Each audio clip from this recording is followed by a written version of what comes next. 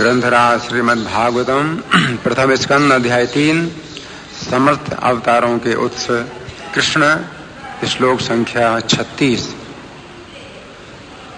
आप लोग बातें ना करें, बातें नहीं।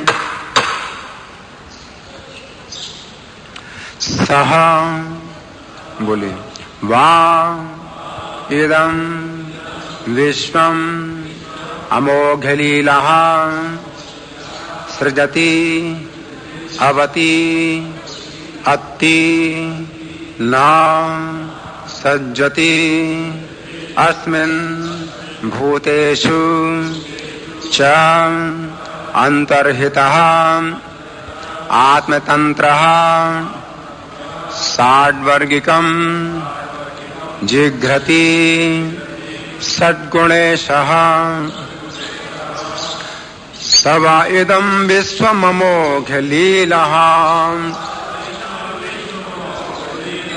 सृजत्यवत्यत्ति न सज्जतेऽस्मिन्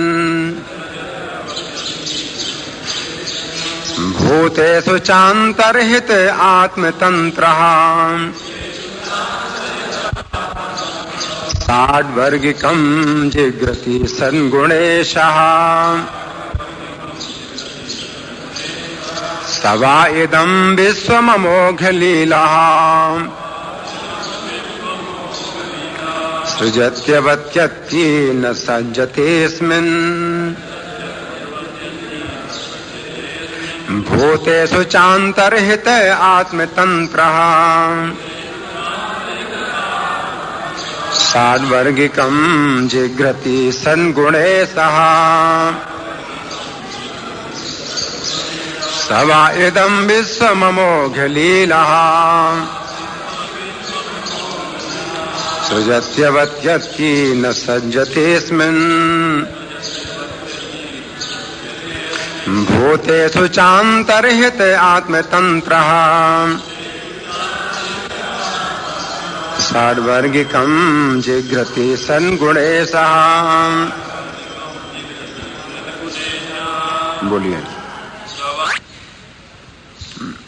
शब्दार्थ बोलिए। सह परमेश्वर वा अथवा इदं इस विश्वम प्रकट ब्रह्मांड को अमोघलीला जिसके कर्म निष्कलंक हैं सृजति उत्पन्न करता है अवति अत्ति पालन करता तथा संहार करता है न नहीं सज्जति प्रभावित होता है अस्मिन् उनमें भूतेषु समस्त जीवों में च तथा अंतर्हितः भीतर रहकर आत्मतंत्रः स्वतंत्र षड्वर्गिकम भगवान के षड ऐश्वर्यों से युक्त जिघ्रति सुगंध की तरह ऊपर ऊपर आसक्त षड्गुणेशः छहों इंद्रियों के स्वामी। अनुवाद मेरे पीछे बोली।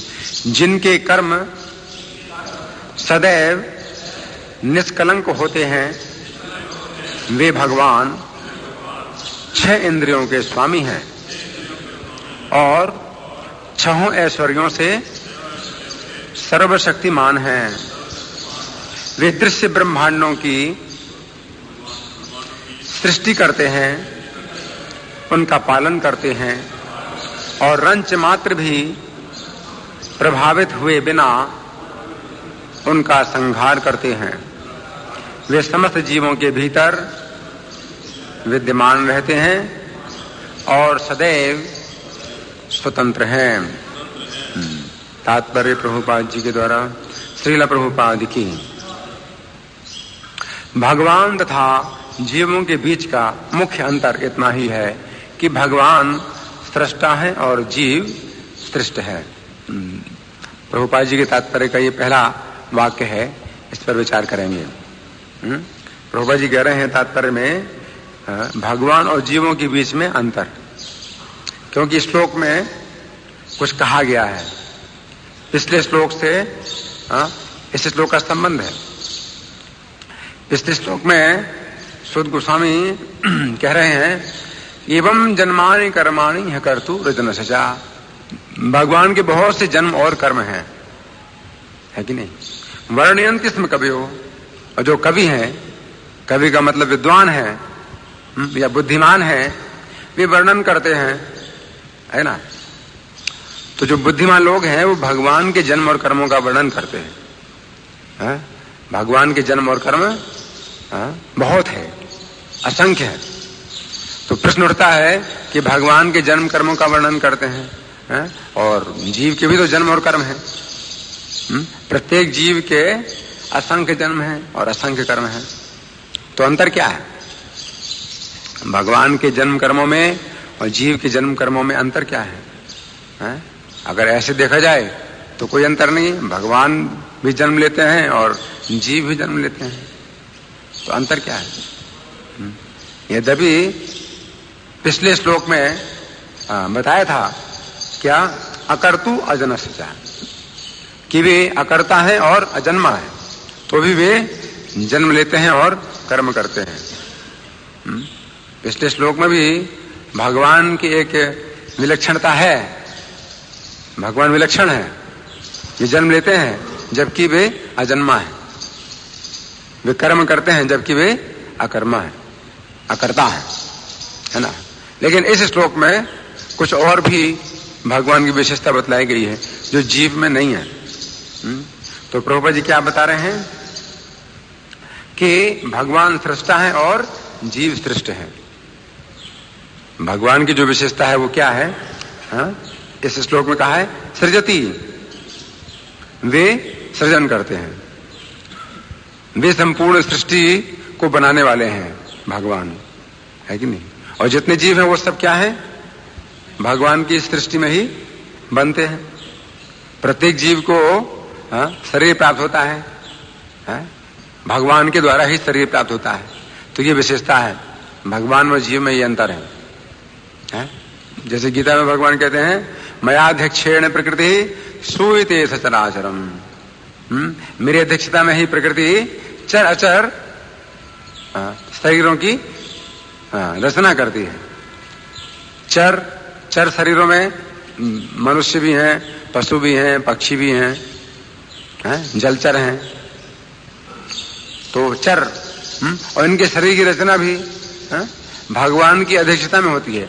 प्रकृति करती है लेकिन भगवान की अध्यक्षता में होती है। अध्यक्षता का मतलब क्या है? भगवान के निरीक्षण में भगवान निरीक्षण करते हैं कि किसका शरीर किस प्रकार से बनना है, आंखें कहाँ बननी है, कान कहाँ बनने हैं, मल द्वार कहाँ बनना है, मूत्र द्वार कहाँ बनना है, और सोचो कि कितनी बुद्धि है।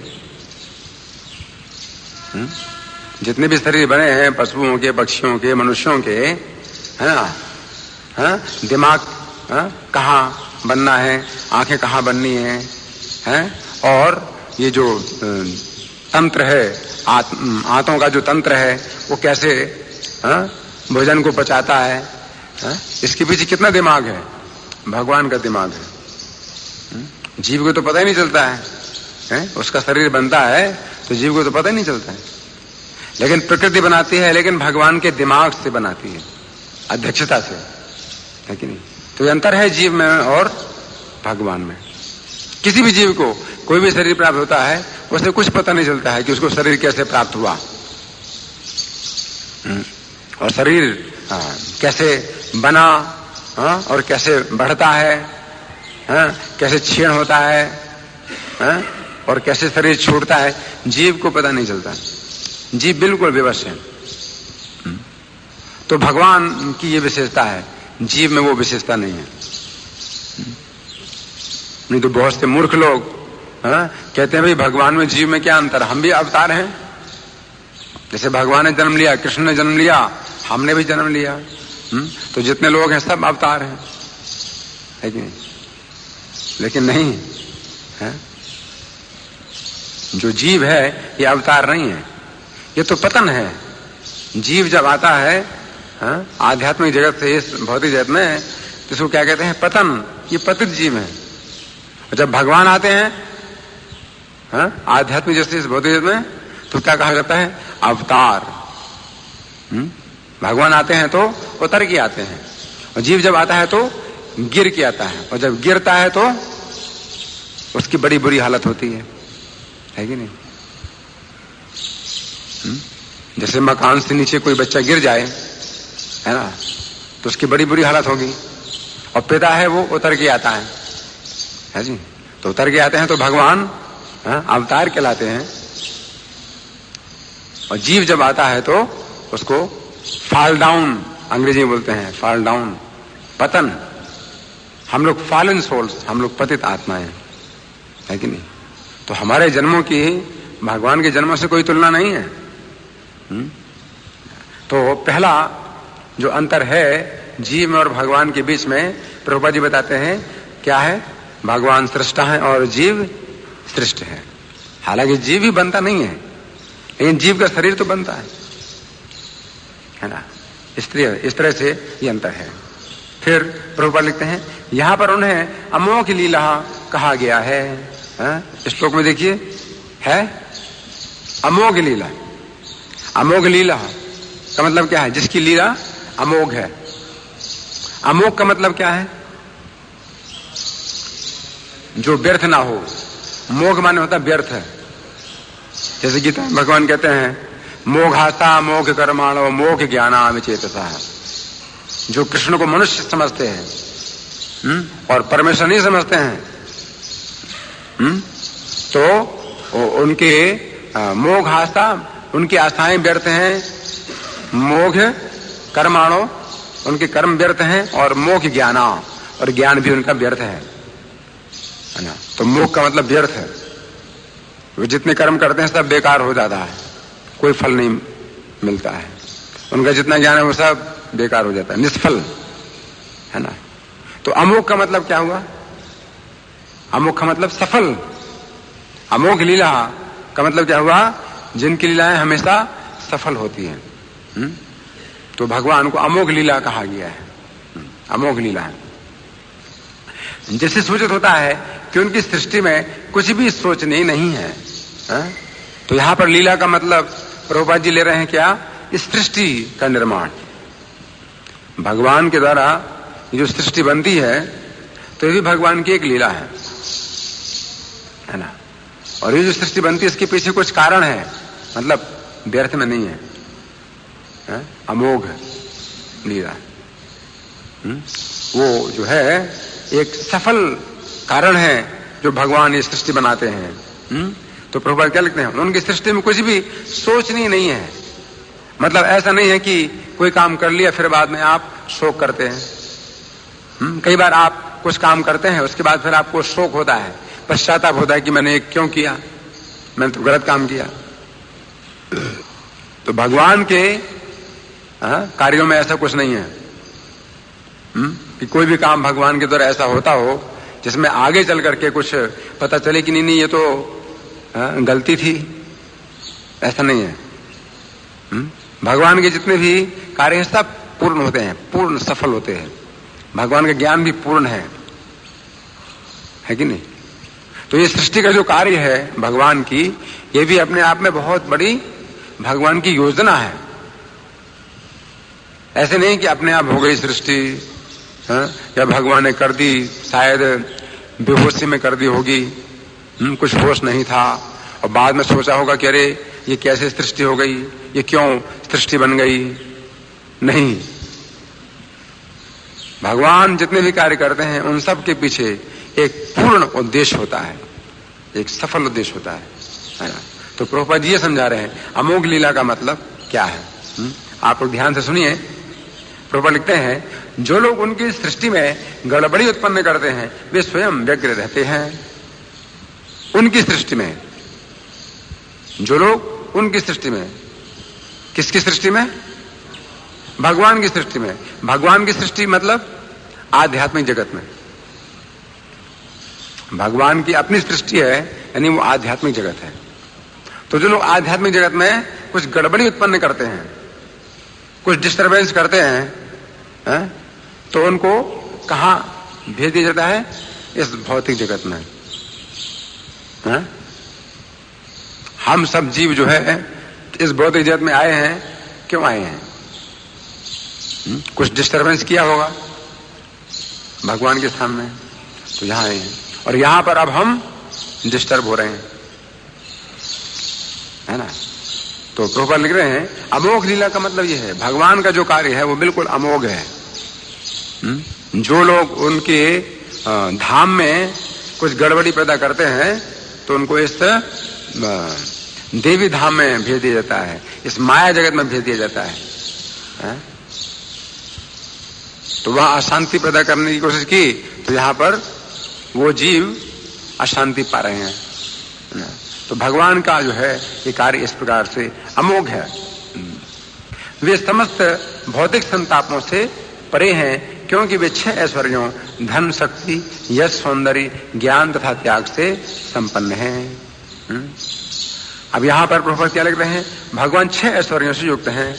तो इसमें कौन सा शब्द है ऐसा जिसके कारण प्रभुपाद जी कहते हैं भगवान 6 ऐश्वर्यों से युक्त हैं? 60 वर्गीकम। 60 वर्गीकम, 60 का मतलब है 6, है ना। 6 ऐश्वर्यों से युक्त हैं। भगवान, वान का मतलब होता है जिसके पास है, और भग माने ऐश्वर्य, 6 प्रकार के ऐश्वर्य। पराशर मुनि ने भगवान की परिभाषा की है। ऐश्वर्य से समग्र से वीर्य से सहस्रिया ज्ञान वैराग्योश्चैव शरणा भग इति ऋणा। 6 प्रकार के भग हैं। पहला क्या है? संपूर्ण धन, ऐश्वर्य समग्र से, और वीर्य से संपूर्ण बल, फिर यशसा संपूर्ण यश, श्रिया संपूर्ण सौंदर्य, ज्ञान वैराग्योश्चैव संपूर्ण ज्ञान और संपूर्ण वैराग्य। ये 6 प्रकार के भग हैं। और भगवान के अंदर ये 6 के 6 ऐश्वर्य संपूर्णता से रहते हैं, इसलिए भगवान को जो है ना कहा जाता है। वैसे भगवान और भी किसी व्यक्ति को कहा जा सकता है जिसके पास 6 में से कोई भी एक ऐश्वर्य हो। जैसे कोई बहुत विरक्त है तो उनको भी भगवान कहा जाता है। जैसे भगवान नारद, भगवान व्यास, भगवान सुखदेव, है कि नहीं, भगवान शंकर, भगवान ब्रह्मा, है ना। तो इनके पास जो है कुछ विशेष वैराग्य है या कुछ विशेष ज्ञान है, तो उनको भगवान कहा जाता है। लेकिन गीता में कृष्ण को क्या कहा गया है? गीता में जहां जहां कृष्ण कहते हैं तो क्या कहा जाता है? क्या शब्द है? श्री भगवान। कृष्ण को श्री भगवान कहा जाता है। या श्रीमद् भागवत में कृष्ण को क्या कहा गया है? कृष्णस्तु भगवान स्वयं, स्वयं भगवान। तो यानी कृष्ण साधारण भगवान नहीं है। गीता में श्री भगवान या श्रीमद् भागवत में स्वयं भगवान कहा गया है। स्वयं भगवान का मतलब है कृष्ण स्वयं भगवान है, मतलब उन्हें किसी ने बनाया नहीं भगवान। बाकी जो भगवान है वो बनाए जाते हैं। कृष्ण अपना ऐश्वर्य किसी को दे दें कुछ भी तो वो भगवान बन सकता है। कृष्ण अपना ज्ञान का कुछ अंश किसी को दे देते हैं तो वो भगवान बन जाता है ना। लेकिन कृष्ण स्वयं भगवान है, उन्हें किसी ने भगवान बनाया नहीं, स्वयं भगवान। अब हम विचार करेंगे भगवान के 6 प्रकार के ऐश्वर्य हैं, है ना, कैसे हैं। 7 वर्गीकम चूंकि शब्द है और प्रभुपाद जी कहते हैं 6 प्रकार के ऐश्वर्य हैं भगवान में। जैसे संपूर्ण धन, भगवान के पास संपूर्ण धन है, तो इसकी व्याख्या आप कर सकते हैं कैसे? जैसे उनका धाम, भगवान का धाम है, तो उसका वर्णन हुआ है क्या? चिंतामणि प्रकर सदमसु कल्प वृक्ष। वहां के जो महल हैं वो पत्थर के और ईंट के बने नहीं हैं, भगवान के धाम के जो महल हैं वो पत्थर और ईंट के बने नहीं हैं। किस चीज के बने हैं? चिंतामणि के। चिंतामणि है ना। आजकल तो लोग कहते हैं भाई ये तो काल्पनिक चीज है, ये तो कोई वास्तविक है नहीं, कोई ऐसी चीज होती नहीं है। चिंतामणि का मतलब क्या है? एक ऐसी मणि जो आपकी सब कामनाओं की पूरी करे, सब कामनाओं को पूरा करे, वो चिंतामणि। अगर आपके पास चिंतामणि है तो आपकी जितनी इच्छाएं वो सब पूरी होती रहेंगी। आप जो इच्छा करोगे वो सब पूरी होती रहेंगी। चिंतामणि उसको कहते हैं, है ना। या प्रभुपाद जी इसका अर्थ बताते हैं पारसमणि। पारसमणि की विशेषता क्या है? लोहे को छुए तो सोना बन जाए। ये भी लोग सोच नहीं सकते, ऐसी भी कोई मणि हो सकती है। और वहां पर ऐसी मणियों से महल बने हैं, ईंट और पत्थर नहीं है, ऐसी मणियों से महल बने। सोचिए कृष्ण के पास कितना धन है। चिंतामणि। चिंतामणि प्रकर सदमसु कल्प वृक्ष लक्ष्य आवृतेषु। लाखों कल्प वृक्षों से वो घिरे हैं महल। भगवान के धाम में जो वृक्ष हैं वो कैसे हैं? कल्प वृक्ष। कल्प वृक्ष की विशेषता क्या बताई जाती है? आप उस वृक्ष के नीचे बैठे तो जो चाहे वो चीज आपको प्राप्त हो जाएगी। तो ये कल्प वृक्ष। तो आप सोचिए भगवान के पास कितना धन है। कि उनके धाम में ऐसे वृक्ष हैं। या प्रभुपाद जी कल्प वृक्ष की एक और विशेषता बतलाते हैं। वो क्या है? कि सब ऋतुओं में सब प्रकार के फल देता है। जितने आप फल चाहो और जो भी फल चाहो और किसी भी समय चाहो वो वृक्ष देता है, उसको कल्प वृक्ष कहते हैं। तो ऐसे कल्प वृक्षों से घेरे हैं वो महल। चिंतामणि प्रकर सदमसु कल्प वृक्ष है लक्षावृतेष सुरभि अभिपाले अंतम। और वहां की जो गौएं हैं वो कौन सी जाति की गौएं हैं? सुरभि जाति की गौएं हैं। सुरभि। तो प्रभुपाद जी सुरभि की विशेषता बतलाते हैं क्या? कि जितनी मात्रा में दूध आप चाहें, जिस समय चाहें वो देती है। वो सुरभि गाय एक विशेष जाति है गाय की। लेकिन अगर इसको कामधेनु माना जाए तो कामधेनु का मतलब जो भी कामनाएं आप चाहो वो सब पूरी करती है कामधेनु। तो ऐसी गौएं हैं। तो आप सोचिए कि कृष्ण के पास कितना धन है। या फिर प्रभुपाद जी और बताते हैं कृष्ण के धन की कुछ झलक। जब कृष्ण द्वारका में थे तो 16,108 उन्होंने विवाह किए। तो इतने महल द्वारका में तैयार हुए। एक एक महल, एक एक पत्नी के लिए एक एक महल तैयार हुआ, है ना। और वो महल भी इसी प्रकार के थे, साधारण महल नहीं थे। और वहां पर रत्नों के दीप जलते थे, जैसे यहां पर बल्ब जलते हैं, है कि नहीं। लेकिन लाइट फेल हो जाती है तो ये सब अंधेरा हो जाता है। रत्नों के दीप में कोई दिक्कत नहीं है। रत्नों के दीप जैसे बल्ब से प्रकाश फैलता है या ट्यूबलाइट से प्रकाश फैलता है, ऐसे रत्नों के दीपक है, रत्नों से प्रकाश फैल रहा है। उसमें कोई लाइट फेल होने की कोई दिक्कत ही नहीं है। प्रकाश निकलता हमेशा, मणियों से प्रकाश निकलता था। ऐसी मणियां थी कृष्ण के महल में, है ना। तो ये कृष्ण का धन है। और भी कृष्ण के पास कितना धन है आप कुछ और भी सोच सकते हैं।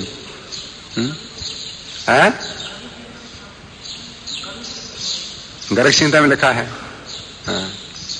कृष्ण जो है, जितना भी किसी भी व्यक्ति के पास धन है वो सब कृष्ण का ही है और किसी का नहीं है। कैसे आप कह सकते हैं कृष्ण का है? कृष्ण कहते हैं मृत्यु सर्वहरश्चाहम, मैं मृत्यु के रूप में सब छीन लेता हूं। ये जितना भी धन इकट्ठा किया है वो कोई अपने साथ नहीं ले जा सकता है, लेकिन कृष्ण छीन लेते हैं। और जिसको चाहे वो धन दे सकते हैं। कैसे? उद्भवश्चा भविष्यताम। किसी को उस परिवार में जन्म दे देते हैं तो उसको धन अपने आप मिल जाता है। मृत्यु के रूप में उसका सब कुछ छीन लेते हैं। इतना बड़ा धनी व्यक्ति है, करोड़पति है, और कृष्ण मौत के रूप में आकर के उसका सब छीन लेते हैं, उसको चूहा बना देते हैं। अब भी लो, चूहा बन जाओ, उसका सब धन छीन लिया, चूहा बना दिया। और किसी को भी, चूहे को भी जो है ना, उस परिवार में जन्म देते हैं और वो करोड़पति बन जाता है।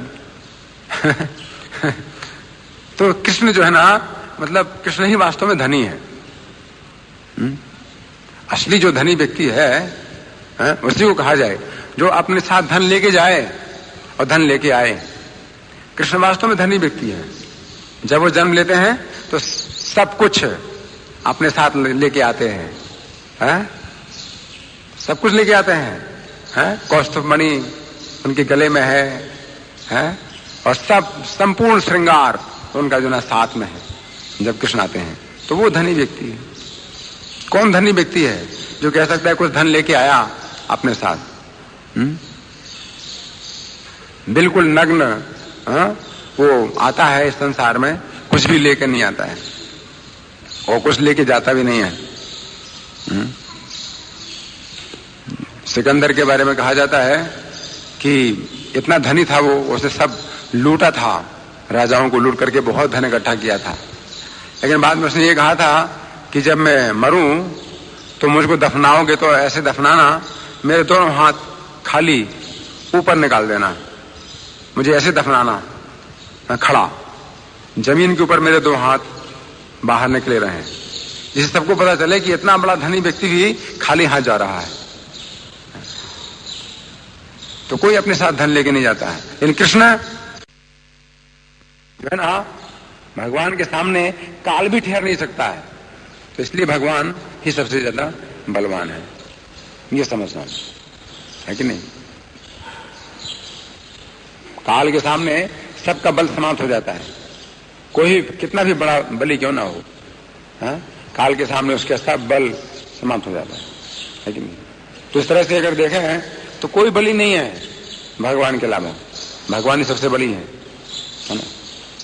और संपूर्ण धन, संपूर्ण बल, फिर भगवान का संपूर्ण यश। अब यश की चर्चा करो, भगवान के पास संपूर्ण यश है।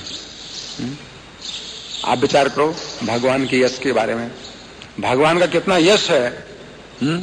जैसे कि शेष जी भगवान के यश का वर्णन कर रहे हैं, भगवान का यशोगान कर रहे हैं, अपने 1000 मुखों से कर रहे हैं, और अभी भी समाप्त नहीं हुआ है, क्योंकि उनको आदेश मिला था कि जब भगवान का यशोगान समाप्त हो जाए तो अपने सिर से पृथ्वी को उतार दें। शेष जी ने पूछा था कि अपने सिर में मैं पृथ्वी को धारण करूं कब तक?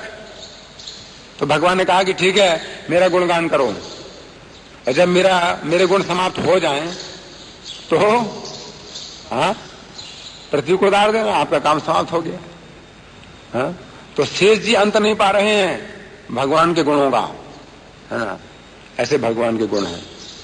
युवानंतस्य गुणान अनंतान हरे विमातुम सतु बाल बुद्धि रजांसी भूमिर गणित कथंचित तथैव नैव अखिल सत्तुधाम्ना। तो भगवान जो है अनंत है, उनके गुण अनंत हैं। जो कोई गिनने का प्रयास करता है वो बाल बुद्धि है, बच्चे जैसा दिमाग है उसका।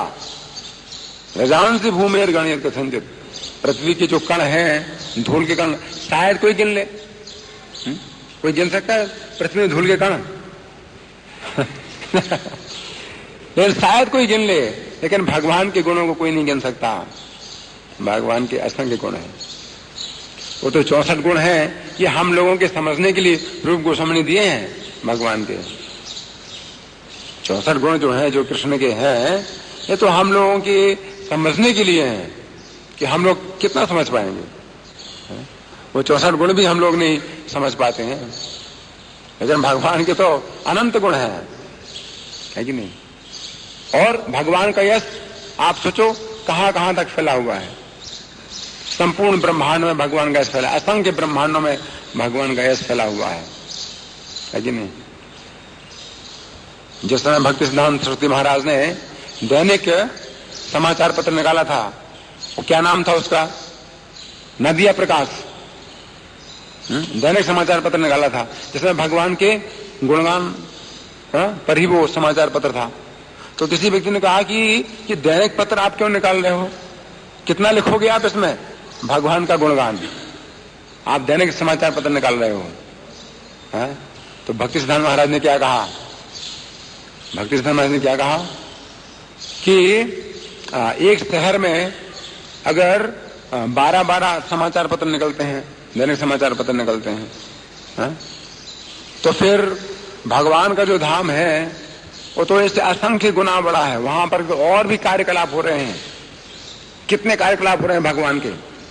भगवान का जो आध्यात्मिक जगत है इस भौतिक जगत की तुलना में कितना है, 3 गुना बड़ा है। एक पाद विभूति है इस संपूर्ण भौतिक जगत, और वो भगवान का आध्यात्मिक जगत त्रिपाद विभूति है। तो वहां पर भगवान के कितने कार्यकलाप हो रहे हैं। अगर एक सेकंड में भी अगर एक अखबार निकाला जाए तो भी कम पड़ेगा। सोचो, भगवान के इतने गुण और कर्म नए नए हो रहे हैं, प्रकट हो रहे हैं कि अगर एक सेकंड में भी एक समाचार पत्र छापा जाए तो भी पर्याप्त नहीं है। भगवान का यश।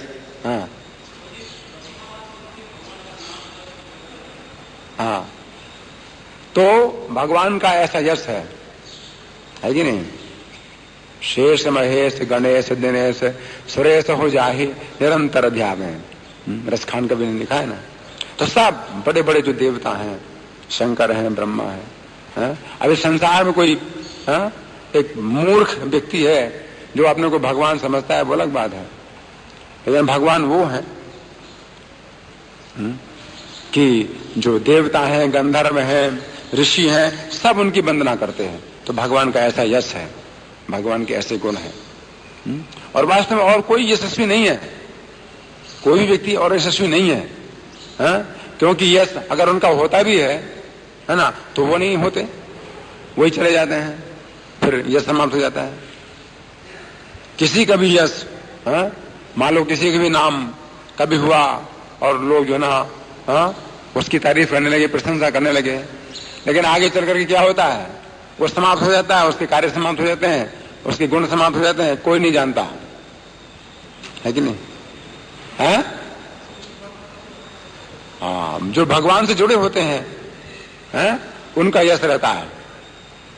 अगर असल में अगर यशस्वी बनना है तो चैतन्य महाप्रभु ने पूछा था, कृष्ण प्रिय चैतन्य महाप्रभु पूछा था, अगर यशस्वी बनना है तो क्या करना चाहिए।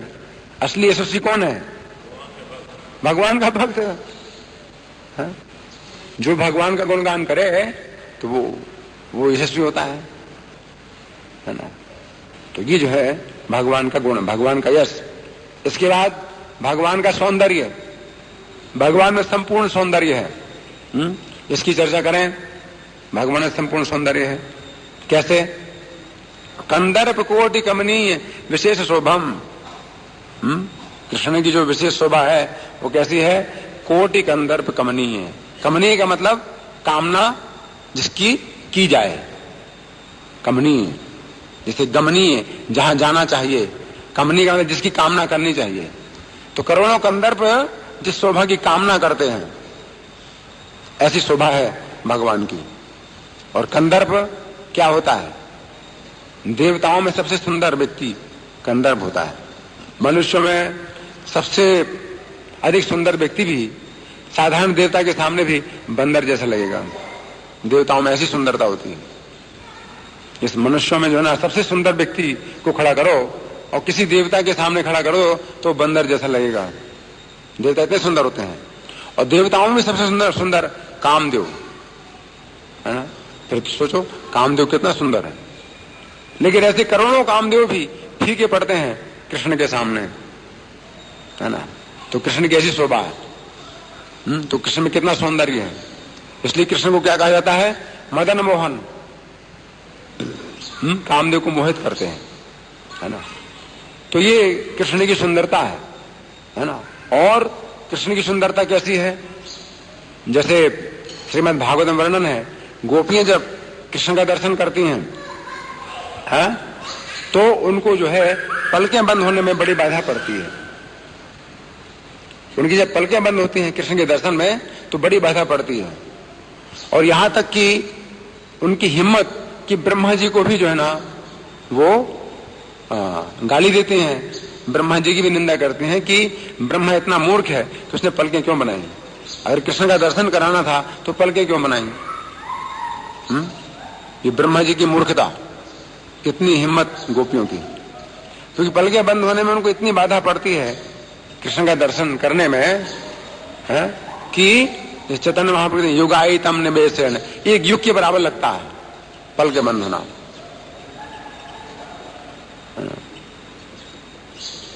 तो कृष्ण का ऐसा सौंदर्य है कि गोपियां कृष्ण को देखने में पलकें बंद होने में बड़ी बाधा अनुभव करती है। लेकिन आप किसी भी चीज को देखें कि आपको बाधा पड़ती है पलकें बंद होने में? नहीं होती। लेकिन कृष्ण का सौंदर्य देखो कैसा है ना। तो ये जो है कृष्ण का सौंदर्य है। और आप कुछ और बता सकते हैं कृष्ण के सौंदर्य के बारे में? भगवान जब अपनी छवि देखते हैं, हाँ, भगवान जब अपनी छवि देखते हैं तो खुद मुग्ध हो जाते हैं। और इस संसार में भी जो सौंदर्य आया, इस संसार में सौंदर्य आया, जैसे फूलों में सुंदरता होती है, फूल सुंदर होते हैं, तो फूल कैसे बनते हैं, कैसे खिलते हैं? कृष्ण की हंसी से।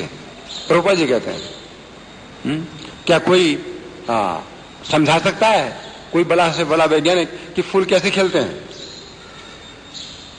फूल कैसे खिलते हैं कोई वैज्ञानिक नहीं समझा सकता। क्या कारण है फूलों के खिलने का? कृष्ण की हंसी से फूल खिलते हैं,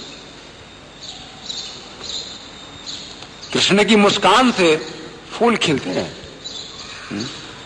मतलब जो सौंदर्य आया है फूलों में वो कृष्ण की मुस्कान का है सौंदर्य। कृष्ण की मुस्कुराहट कितनी सुंदर है, जिससे फूल खिलते हैं। फूलों में इतनी सुंदरता आई है कि नहीं? और भी कोई सुंदर है कृष्ण के अलावा? नहीं, और कोई सुंदर नहीं है। अगर सुंदरता अगर देखना है किसी की वास्तविक सुंदरता, तो एक लिक्विड ब्यूटी की कथा प्रभुपाद ने सुनाई। तरल सौंदर्य। एक स्त्री बड़ी सुंदर थी, है कि नहीं? और एक पुरुष पर मोहित हो गया है? तो उस स्त्री ने कहा कि ठीक है 7 दिन के बाद मुझसे मिलना। तो उसने क्या किया, जुलाब लिया और उससे जितना उल्टी और मल मूत्र निकला उसको एक बर्तन में डालती गई। 7 दिन के बाद उसका जो है ना पूरी सुंदरता समाप्त हो गई है? तो पुरुष आया उसके घर में तो देखा वो तो लड़की नहीं है। तो वो पूछता है वो लड़की कहाँ है जो सुंदर थी? वो कहती है मैं ही हूं। तो तुम्हारी सुंदरता कहाँ गई? तो कहती है मैंने अपनी सुंदरता अपने शरीर से अलग निकाल के रख दी है। देखना चाहते हो? कहता हाँ देखना चाहता हूं। तो मेरी सुंदरता देखो। तो उसने वो जो बर्तन है वो खोल दिए, इतनी बदबू आई, ये सुंदरता है। तो वास्तव में और किसी में सुंदरता नहीं है। प्रभुपाद जी कहते हैं कि कोई शरीर अगर सुंदर दिखाई पड़ता है तो आत्मा के कारण है। कोई भी सुंदर लड़की हो, बहुत सुंदर लग रही है, जैसे आत्मा निकल जाती है तो उसके शरीर को फिर कोई नहीं छूना चाहता है, कोई देखना नहीं चाहता है। एक सुंदर से सुंदर स्त्री भी अगर तुरंत मान लो शरीर छोड़ दे तो उसका जो सौंदर्य है वो बिल्कुल समाप्त हो जाता है, जरा भी सौंदर्य नहीं रहता है उसको देखने में। तो वास्तव में जो सुंदरता है वो आत्मा की है और वो आत्मा कृष्ण का अंश है। यानी कृष्ण की ही सुंदरता से इस भौतिक जगत में कुछ सुंदरता अगर दिखाई देती है तो कृष्ण की सुंदरता से है। यद्यद विभूतिमत सत्वम श्रीमत ऊर्जितम एवा। कोई भी अगर सुंदरता है, वास्तव में इस जगत में कुछ भी सुंदरता नहीं है। अगर है सुंदरता तो कृष्ण की ही। और कहीं पर यह बताया गया है कि संपूर्ण जगत की सुंदरता इकट्ठी कर दी जाए तो भगवान के शरीर के एक रोम की सुंदरता के बराबर नहीं है। एक डायरी है गीता प्रेस गोरखपुर की, जिसमें हर पेज में कुछ ना कुछ शब्द लिखे रहते हैं। तो एक स्थान पर ये लिखा हुआ है कि संपूर्ण जगत का सौंदर्य मिलकर के भी भगवान के शरीर के एक रोम की सुंदरता के बराबर भी नहीं है। भगवान में कैसी सुंदरता है ना? तो ये वास्तव में सुंदरता है भगवान में। अच्छा, सौंदर्य हो गया, ज्ञान, धन, बल, यश, सौंदर्य और ज्ञान। अब भगवान के पास संपूर्ण ज्ञान है, इसके बारे में आप कुछ बता सकते हो? भगवान के पास संपूर्ण ज्ञान है। हाँ बताओ। 64 दिन में सांदीपनी मुनि से उन्होंने 64 कलाओं का ज्ञान प्राप्त कर लिया, 64 दिन और रात में। इतनी जल्दी प्राप्त कर लिया। और भगवत गीता का संदेश दिया तो कोई तैयारी थोड़ी की थी कृष्ण ने।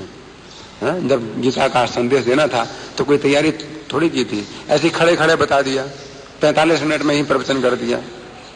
और कितने बड़े बड़े जो विद्वान हैं अध्ययन करते रहते हैं भगवत गीता का, उसमें रिसर्च करते रहते हैं, खोजें करते रहते हैं और नए नए अर्थ निकलते रहते हैं। कृष्ण का ऐसा ज्ञान है। जब ये अभी आजकल कोई तथाकथित महात्मा है वो तो बता रहे हैं कि नहीं, कृष्ण तो तैयारी करते रहे, उनको गीता का प्रवचन देना है। अभी कोई ऐसे भी महात्मा है जिनके जो प्रवचन दे रहे हैं और लोग काफी आकर्षित हो रहे हैं, तो वो कहते हैं कि कृष्ण ने पहले तैयारी की थी गीता का प्रवचन करने की। उनको पता था कि उनको गीता का प्रवचन करना है तो तैयारी कर रहे थे। इन कृष्ण को क्या तैयारी करना है? जब वो कहते हैं कि मैं सबके हृदय में विराजमान हूं तो पहले से हैं, उनको कहने में क्या दिक्कत है? वो जब है सब। जब वो कहते हैं मयाध्यक्षेण प्रकृति सोए सचराचरम, ये संपूर्ण चराचर की रचना प्रकृति मेरी अध्यक्षता में करती है, तो इसमें उनको क्या कुछ तैयारी करनी पड़ी? कोई राजा है वो कहता है मैं राजा हूं, तो उसको कहने में क्या कोई दिक्कत होती है?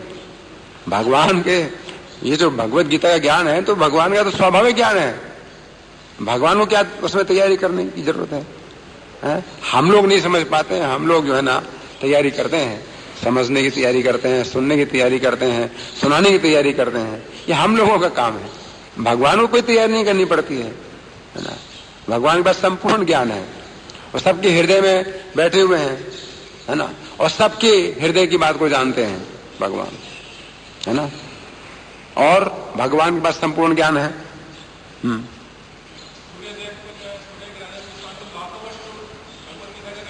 12 करोड़ साल पहले सूर्यदेव को ज्ञान दिया था। भगवान के पास ऐसा ज्ञान है ना? हाँ प्रभु। सृष्टि की रचना का ज्ञान भगवान ब्रह्मा जी को देते हैं सबसे पहले। तेने ब्रह्म हृदय आदि कवये मोह्यन्ति यत् सूर्यः। वेदों का ज्ञान ब्रह्मा जी को दिया, जिसमें बड़े बड़े सूर्य यानी बड़े बड़े विद्वान भी मोहित होते हैं। ब्रह्मा जी को ज्ञान दिया। और गीता में भगवान कहते हैं बहूनि में बीती तानि जन्मानि तव च अर्जुन तानि हम वेद सर्वाणि तुम वेद है परंतप। कि जितने भी जन्म हुए हैं मेरे और तुम्हारे, हे परंतप, तुम हो बहुत तपस्वी लेकिन तुम नहीं जानते उनको और मैं सब जानता हूं। भगवान अपने भी जन्मों को जानते हैं, सब जन्मों को, और आपके भी सब जन्मों को जानते हैं। आपके करोड़ों करोड़ों जन्म हुए हैं, तो 1 करोड़ जन्म पहले आप कहां थे वो भी भगवान को पता है। और ये जानने के लिए उनको कुछ प्रयास नहीं करना पड़ता, भगवान सब जानते हैं, है ना? तो भगवान के पास ऐसा ज्ञान है। और 7वें अध्याय में भगवान कहते हैं वेदाहम समतीतानि वर्तमानानि च अर्जुन भविष्यानि च भूतानि माम तो वेद न कश्चन। पहले जितने हुए हैं उनको मैं जानता हूं, इस समय जो हैं उनको जानता हूं, आगे भी जो होंगे उनको भी मैं जानता हूं, मुझे कोई नहीं जानता। तो कृष्ण के पास इतना ज्ञान है ना? तो इस प्रकार से संपूर्ण ज्ञान है। इसके बाद हाँ बहुत धन्यवाद।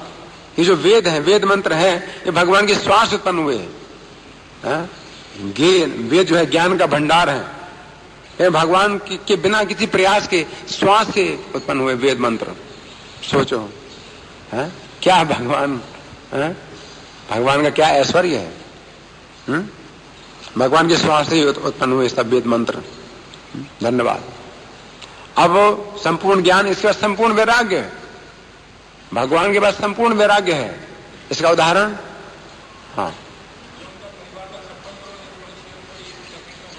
हाँ धन्यवाद। उनके 56 करोड़ यदुवंशियों का जो परिवार था, 1 सेकंड में उन्होंने सबको त्याग दिया, है कि नहीं, विनाश कर दिया। भगवान के पास इतना वैराग्य है। और प्रभुपाद जी और भी उदाहरण देते हैं गोपियों का। गोपियों का त्याग कर दिया उन्होंने, वृंदावन की गोपियों का त्याग कर दिया, है ना, जो कि देवांगनाओं से ज्यादा सुंदर थी गोपियां, उनका त्याग कर दिया एक क्षण में। और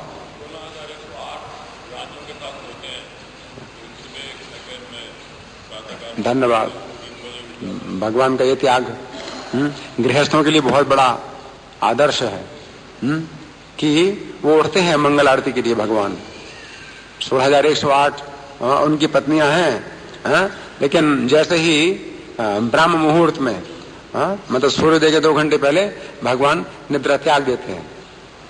और स्त्रियों को, उनकी स्त्रियों को वो समय बड़ा अशुभ मालूम पड़ता है, वो समय बड़ा शुभ होता है, क्योंकि भगवान त्याग देते हैं, उनकी स्त्रियों को जो है ना ये समय बड़ा अशुभ मालूम पड़ता है, ये बेकार समय है, क्योंकि भगवान सैया को त्याग देते हैं। तो ये भगवान के अंदर त्याग है। और भी आप कह सकते हैं भगवान में त्याग। हाँ है, बहुत धन्यवाद। भगवान जेल में प्रकट हुए, असंख्य ब्रह्मांडों के स्वामी भगवान और जेल में प्रकट हुए, है, ये भगवान का त्याग है। और हाँ,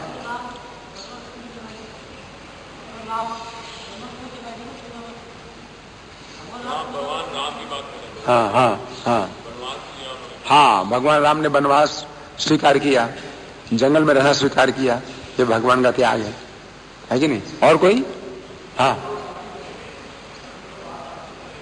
हाँ, अर्जुन का रथ चला रहे हैं, ये भगवान के अंदर वैराग्य है। इतना बड़ा जो ना, कोई बहुत बड़ा ऑफिसर हो, कोई बहुत बड़ा मंत्री हो, वो किसी गाड़ी चलाएगा? भगवान चला रहे हैं, पार्थ सारथी। हाँ, सुदामा जी के चावल खाते हैं, चिवड़े खाए, है ना, ये भगवान का त्याग है ना। तो ये सब जो है ना भगवान के त्याग, भगवान के समान त्याग किसी में नहीं है। और भी भगवान जो है अपने भक्तों के लिए सब कुछ त्याग देते हैं। कहते हैं ना, हम बसामि वैकुंठे योगी नाम हृदय नवै मद भक्ता यत्र गायन्ति तत्र तिष्ठामि नारद। उनको जितना भी ऐश्वर्य है वैकुंठ का, वो कुछ भी उनको सुख नहीं देता है, वो अपने भक्तों की संगति में सुख प्राप्त करते हैं। भगवान में ऐसा त्याग है ना।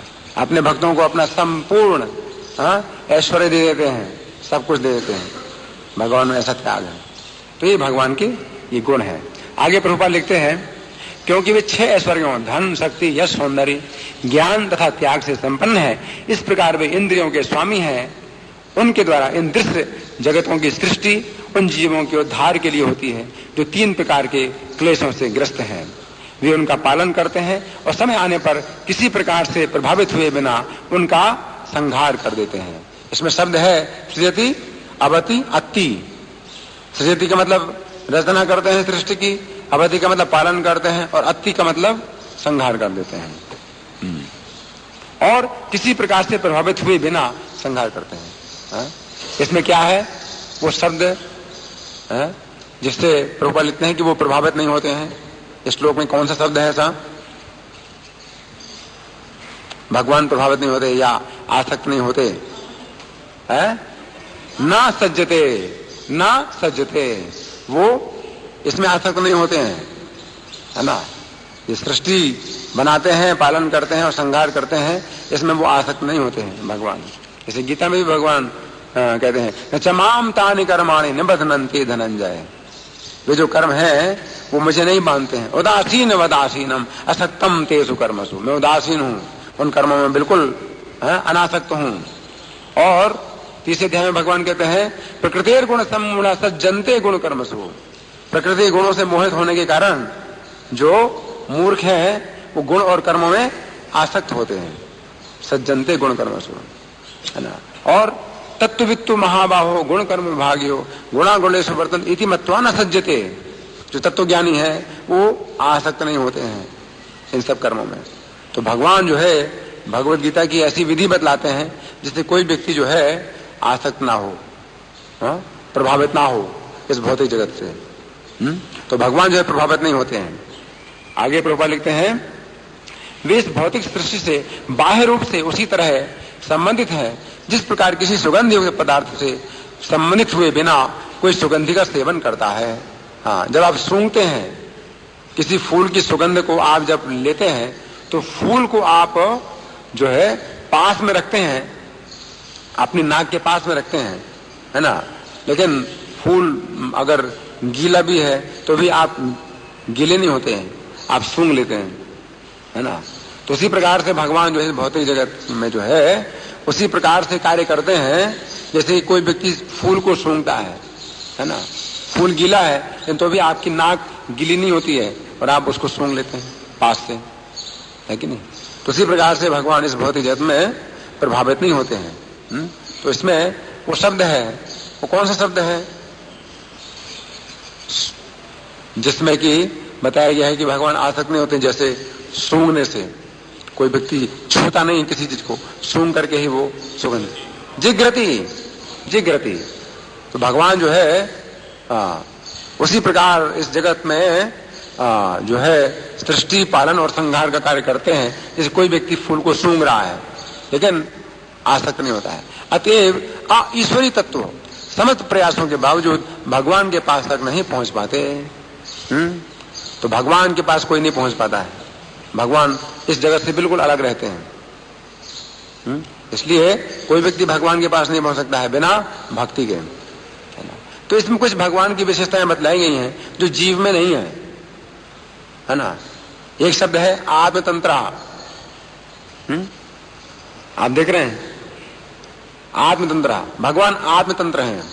भगवान जन्म लेते हैं और भगवान कर्म करते हैं सब, तो अपनी इच्छा से ही वो चुनते हैं कि किसको माता पिता बनाना है, किसको अपना सेवक बनाना है, किसको अपना भाई बनाना है, किसको अपना मित्र बनाना है। आत्मतंत्र है पूरी तरह से। लेकिन आप जब जन्म लेते हैं तो आपके बस में कुछ भी नहीं है, आपको कर्म भी करने पड़ते हैं। बंधे होने के कारण समाज में, परिवार में आप बंधे हैं तो आपको कर्म भी करना पड़ता है। भगवान में कोई बंधन नहीं है, न तो जन्म का न कर्म का, कोई बंधन नहीं है। आत्मतंत्र है। और भगवान की क्या विशेषता है? भूतेषु चांतरहित है, सब प्राणियों में अंतर्हित है, अंतर्यामी है भगवान। तो ये सब जो है ना भगवान की विशेषताएं हैं जो जीव में नहीं है। इसलिए केवल जन्म लेने से ये नहीं है कि भगवान जीव बन गए। और कोई व्यक्ति, मूर्ख व्यक्ति अगर इसलिए भगवान को जो है जीव बताता है कि भगवान ने जन्म लिया, तो वो जो है मूर्ख है। इसलिए भगवान कहते हैं अब जानन्ति माम मूढ़ा मानुषीम तनुमाश्रितम् परम भावम अजानन्तो मम भूत महेश्वरम। मूर्ख है। इसलिए प्रभुपाद जी भी जब मूर्ख शब्द का प्रयोग करते हैं तो लोग कहते हैं आप साधु होकर के आप ऐसे शब्द क्यों प्रयोग करते हैं? तो प्रभुपाद के मैं नहीं बोल रहा हूं, कृष्ण बोल रहे हैं, मैं तो दोहरा रहा हूं। लोग सोचते हैं भाई साधु को मूर्ख शब्द का प्रयोग नहीं करना चाहिए, ये खराब शब्द है। लेकिन जब भगवान बोल रहे हैं तो साधु का कार्य क्या है? भगवान की बात को दोहराना, वही असली साधु होता है। किसी का कोई प्रश्न है? हाँ प्रभु। 6 इंद्रियों, हाँ, इसमें षट गुणेशा जो भगवान को बताया गया है कि वे 6 इंद्रियों के स्वामी हैं, 6 इंद्रियों के स्वामी हैं। 6 इंद्रियां कौन कौन सी हैं? 5 ज्ञानेंद्रियां और एक कर्म, एक मन। तो 6 इंद्रियों के स्वामी हैं भगवान, है ना। इसलिए भगवान को ऋषिकेश भी कहा जाता है। ऋषिकेश भी है, भगवान 6 इंद्रियों के स्वामी है ना। और कोई प्रश्न किसी का?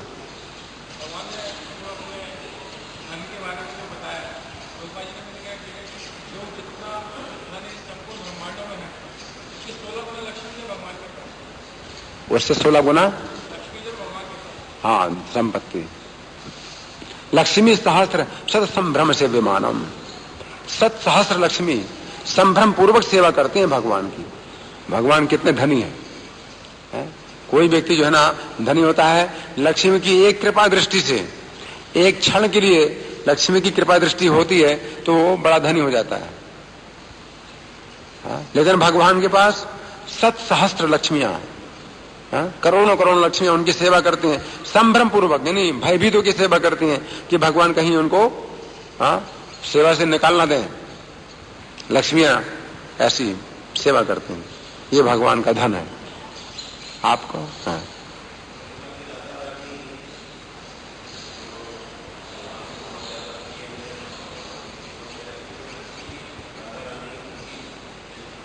आदि लक्ष्मी, जैसे कृष्ण को आदि पुरुष कहा जाता है, इसी प्रकार से राधा रानी जो है आदि प्रकृति है, या सब लक्ष्मियों की स्रोत है।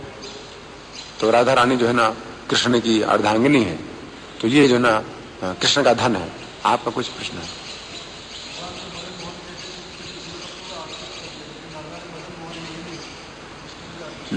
खैर वो दूसरा विषय है। भगवान को मदन मोहन कहा जाता है, मतलब भगवान कामदेव को मोहित कर देते हैं, सुंदर है। और राधा रानी मदन मोहन मोहिनी है। लेकिन फिर भी कुछ और भी चीजें हैं जिसमें कि भगवान की जो है ना कुछ विशेषताएं ऐसी हैं। और भगवान ये देखते हैं कि राधा रानी जो है ना,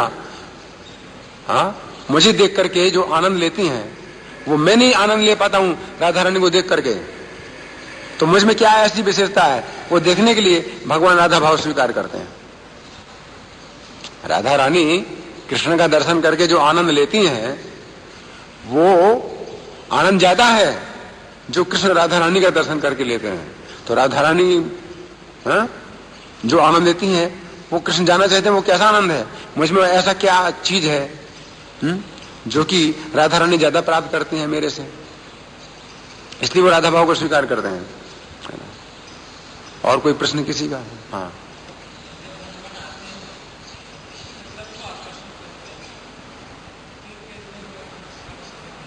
इनका प्रश्न है कि जब भगवान आते हैं तो सबको आकर्षित करते हैं, फिर क्या कारण है? कुछ लोग समझ नहीं पाते हैं भगवान को। भगवान आकर्षित करते हैं, लेकिन जो है भगवान के निकट आए, और कई रसों में भगवान आकर्षित करते हैं। जैसे कि श्रीमद् भागवत में वर्णन है कि जब भगवान कंस के रंगमंच में आए तो आकर्षित कर रहे थे, और अनेक प्रकार के रसों में भगवान सबको आकर्षित कर रहे थे। बीभत्स रस में भी आकर्षित कर रहे थे कुछ लोगों को, जो मूर्ख थे, जो कृष्ण को साधारण व्यक्ति मान रहे हैं, तो बीभत्स रस में भी आकर्षित करते हैं। बीभत्स का मतलब बहुत बुरा, कृष्ण को बहुत बुरा मान रहे हैं, उसमें भी कृष्ण से आकर्षित हो रहे हैं। वो कृष्ण को बुरा मान रहे हैं कि कैसे उद्दंड बालक है ये, राजा कंस को प्रणाम भी नहीं किया, ऐसे घुसाए सभा में। और फिर इससे भी ज्यादा वो उद्विग्न हुए कि कृष्ण बलराम दोनों कुबलिया पेट के जो हाथी था उसके दांत, खून से सने हुए दांतों को अपने कंधे में रख करके आए, घुसाए। तो ये बालक बड़ा डिस्टर्बेंस कर रहे हैं यहाँ पर। तो वो जो है एक डिस्टर्बिंग एलिमेंट की तरह मतलब भगवान आए वहां, तो लोग डिस्टर्ब हो रहे हैं भगवान से, इस तरह से आकर्षित करते हैं। शिशुपाल आकर्षित होता था भगवान से, बड़ा डिस्टर्ब होता है। कंस भी आकर्षित था भगवान से, इसलिए डिस्टर्बेंस, एक बड़ा डिस्टर्बेंस कर दिया कंस को उसने। अब वो सो नहीं पाता है, खा नहीं पाता है, और दिन रात कृष्ण का चिंतन कर रहा है भय के कारण। तो ईर्ष्या के कारण भी जो ना लोग आकर्षित होते हैं भगवान से, भय के कारण आकर्षित होते हैं, शत्रु के रूप में आकर्षित होते हैं। तो कृष्ण के समान शत्रु भी कोई नहीं है।